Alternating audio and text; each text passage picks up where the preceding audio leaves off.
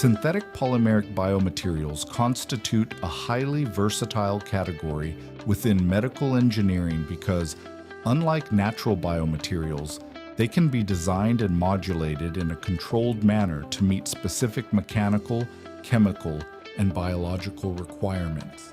In fact, they are characterized by being formed from repeating monomer units whose degree of polymerization determines their molecular weight and consequently their physical properties.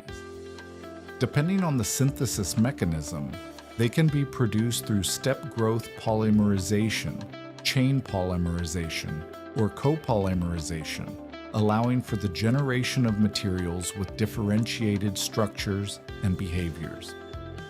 Among the main groups used in biomedicine are polyolefins, such as ultra-high molecular weight polyethylene, used in joint replacements due to its high wear resistance and low coefficient of friction, and polypropylene, widely used in surgical meshes and implantable devices. Likewise, polyacrylates such as polymethyl methacrylate are used in bone cements and dental resins because of their ability to polymerize in situ, although their exothermic reaction can generate adverse thermal effects.